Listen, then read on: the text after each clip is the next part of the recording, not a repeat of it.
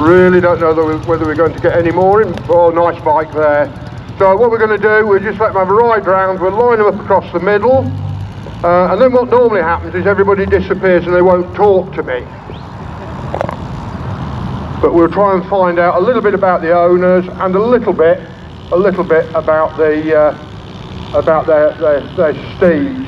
Quite interesting. I've been playing around with rallies and preservation for, I dread to think how long, maybe 60 years, something like that. And going back in the day, 20, 25 years ago, you would never ever see Japanese machines in the arena at a rally. But now it's sort of becoming more the norm. And if you look in the field today, on the field today, we have quite a lot of Japanese machines and not very many British ones. And it's really what people remember when they were young.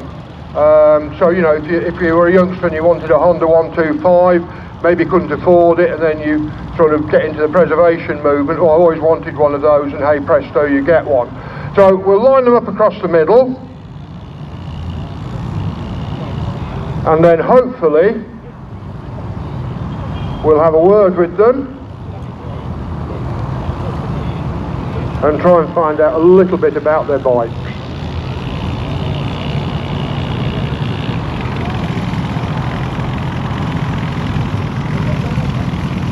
Perfect. Absolutely wonderful. So we'll start with, obviously got, where's your ukulele? I thought you'd have brought that in with you. No, it's no good in the tent. So later, tomorrow when you come, yes please, yes please. Right, I'll ride and play tomorrow. Now, tell us a little bit about this. This machine is the smallest motor vehicle ever to do Land's End John O'Groats at 22cc. I actually built it for commuting between Bolton Town Centre and Manchester Town Centre in the rush hour, and it was the fastest thing to do that trip. But I also wanted to do Land's End John O'Groats, saw that the record was 27.5cc a Cycle Master, so I thought, bugger it, this is 22cc.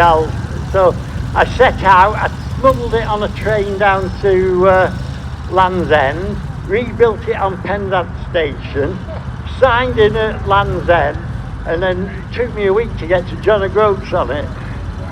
And any problems on the journey? Only one. I'd used a plastic petrol pipe and it just hardened where it went onto the carburettor, and it was letting air in, and because they're actually a fuel injector, so the air was being sucked in.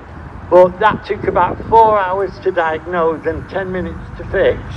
Yeah, it nearly got thrown in a river at that point. But you got hold of the record now? Yeah, it's still got the record at 22cc, Land's End John O'Groats. Fantastic. And what was your support team? Me. What, just you? Yeah, just me. I posted a lot of underpants and fresh socks to various post offices to pick up on the way, but I thought it would take me 3 weeks, so I missed a lot, so there's still them parcels, you know. Fantastic, fantastic. The BZ Power Push, excellent. So Suzuki, sir, like I said earlier, go back 20, 25 years at a rally, you would never ever see a Japanese bike in the ring. So what's the attraction now? Well, this one particularly, I've had it from new, bought it brand new in, it was first put on the road August 1981, £1,370 and totally reliable, never put a foot wrong. If I'd bought a British bike at the time, it would have been just the opposite. And that was the problem, wasn't it? That the Japanese bikes were reliable, simple, easy to work on, didn't drop oil everywhere. The BSA guys hear me say that. Yeah, as I said, I want to ride motorbikes, not mend them. Yeah. But a magnificent machine. How many miles have we done? 31,000. But you still ride it on the road? Yeah, but not like I used to do.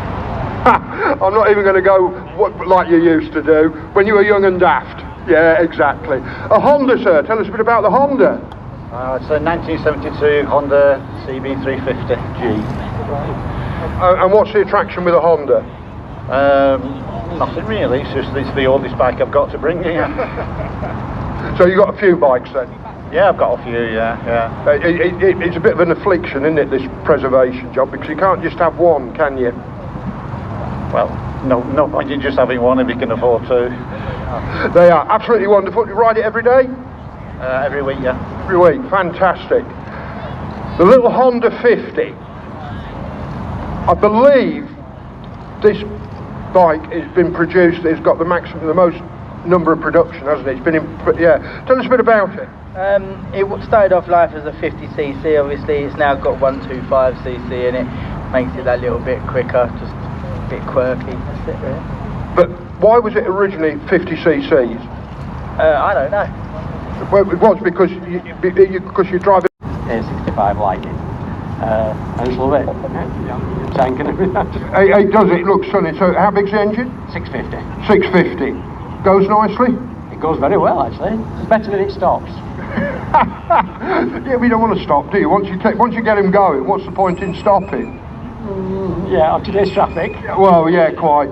But so with any old machinery, you have to drive properly, don't you? You have to drive and anticipate whatever it's going to do. You really do. You've got to be on your toes all the time. You really do, because you've got to work it out before junctions and everything. You've got to be ready. I mean, like, you know, somebody, a mate of mine, had motorbikes for donkey's years, and he just says every time I go out on it, he says I just got to think that everybody's out to try and kill me. It would be. Drive like that, yeah, you don't care. Perfect, thank you. Absolutely stunning machine, that. Another Honda 125. Tell us a bit about it, sir. It's a Honda 125S, and it come from America. So it got imported in 1973. And it's all been verified. It's one of 9 bikes and a car as well.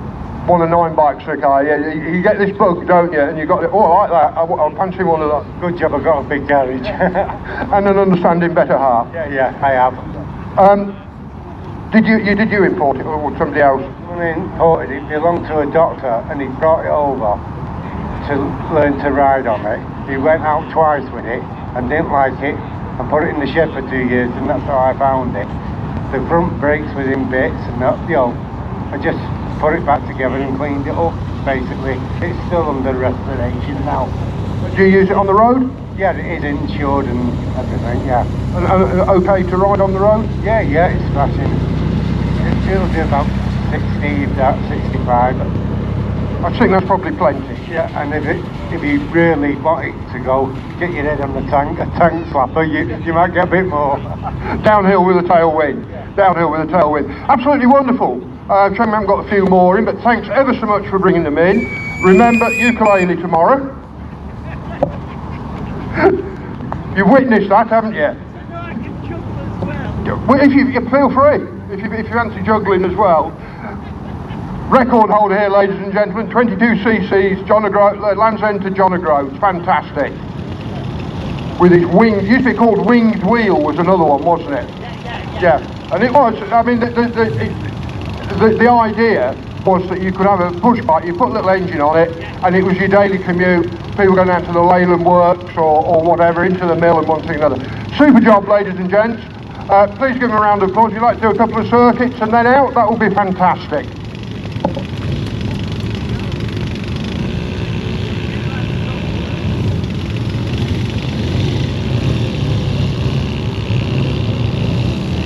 John O'Groats is that way.